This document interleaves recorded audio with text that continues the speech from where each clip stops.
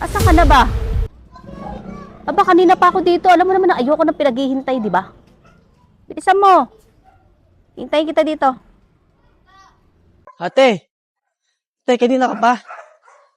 Pasensya na, dahil ko na siya sa bahay eh. Tara na.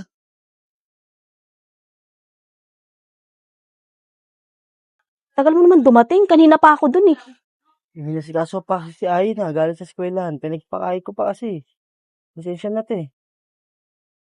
Teka nga lang pala. Nga pala yung ano ko. Yung maleta ko, naiwan ko nga pala kay Kakuring. Oh, sige, Balikan babalikan mo. ko. Pumasok ka na rin, doon naman si Ayin eh. O, sige, sige. Ah, sige. Hintayin lang kita dito sa labas. Diyan lang, sa gate sige. ha. O, sige, sige. Bilisan mo ha. Bigay itong malita mo. Upo ka muna. Parang nanibago yata ako sa bahay niyo. Parang lumiit. Di naman ate.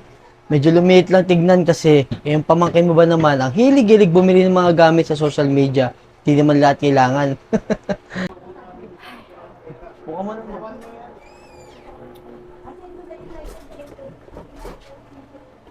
Sabihin pala ako sa'yo. Sabi mo, ang hilig bumili ng anak mo dito sa social media.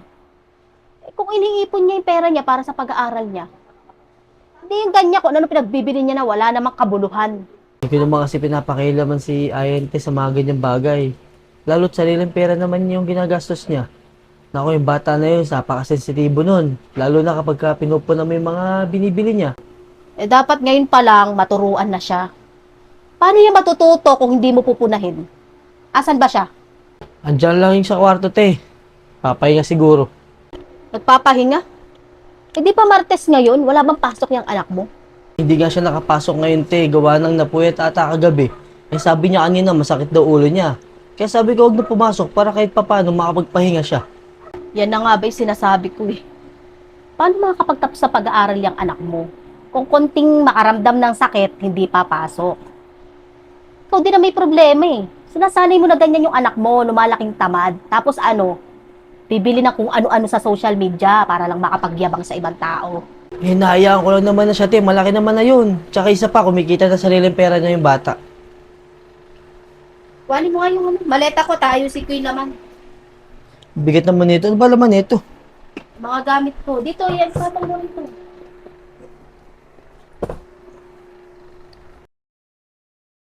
Parinig ko po kayo sa kwarto.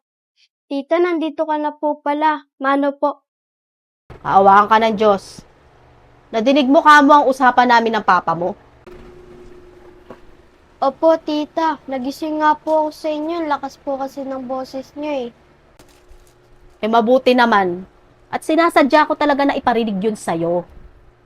Ano tong naririnig ko na hindi ka daw pumasok at natulog ka lang? Ate, di ba sinabi ko nga sa'yo kanina, di ko na siya pinapasok. Gawa ng masakit nga yung ulo niya, kaya pinagpahinga ko muna siya. So okay lang naman kahit lumiban muna siya sa klase.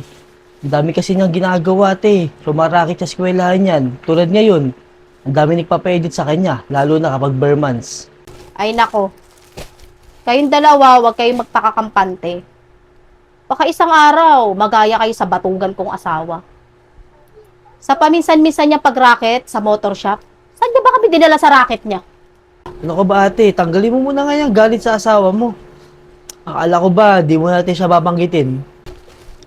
Ito naman kasing si Ayin eh, nasayang yung potensyal. Wala naman pong nasasayang na potensyal ko dito, tita.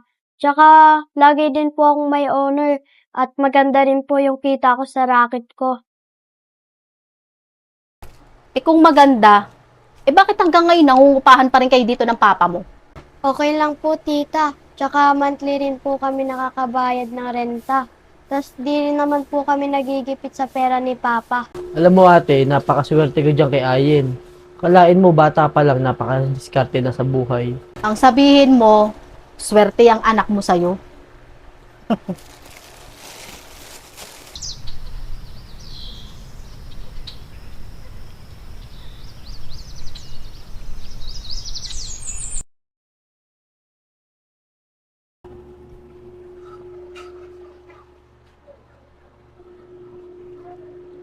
Ayen, asan yung papa mo? pumunta po ng palengke, tita. Eh, ba't hindi mo sinamahan? Ha? Nakahilata ka lang naman dyan, ah. Ayaw po kasi magpasama ni Papa. Eh, di sana pinilit mo. Hindi yung ganyan, pahiga-higa ka lang dyan, pasarap buhay ka. Ano? Yung magulang mo pa yung bibili ng kakainin mo? Tita, masakit po kasi yung likod ko, kaya po ako nakahiga dito. Eh, sa bagay, nakakasakit nga naman ng likuran ang paghilata. Tita, kakaiga ko nga lang po dito sa upuan eh. Tsaka napagod din po kasi ako kakalinis doon sa kwarto. Eh, mabuti naman at naisipan mo linisin yung kwarto nyo ng gigitata. May nagsumbong po kasi kay Papa na sobrang gulo po ng kwarto ko. Hindi mo na kailangang hulaan kung sinong nagsumbong. Ako yun. Eh, nasilip ko yung kwarto mo eh. Ang gulo. Murara ka ba? Eh tita, kaya lang naman po yung naging magulo kasi nag-rearrange po ako ng gamit ko. Eh, parang hindi naman na yun yung nasilip ko sa kwarto mo. Alam mo, kadadalaga mong tao, burara ka. Hindi ka masinop sa gamit. Tita, ganyan po ba yung basihan niya sa pagiging masinop? Ganyan ka ba pinalaki ng magulang mo? Ha? Ikaw, irespeto mo ko bilang tita mo. Huwag ka sa akin magagalit ha, pero pangit ang ugali mo. Sa tingin ko, mali yung pagpapalaki sa'yo ng magulang mo eh. Nung nabubuhay yung mama mo, ganyan-ganyan yung ugali nun. Parehas ng sayo. Pangit!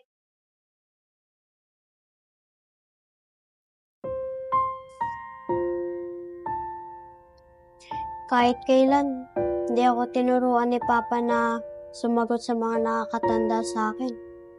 Kaya ako lang naman nasasagot si tita kasi nasasaktan na ako sa mga sinasabi niya. Tinuruan din ako ni Papa na magpasensya, magpakumbaba, tsaka na rin magpatawad.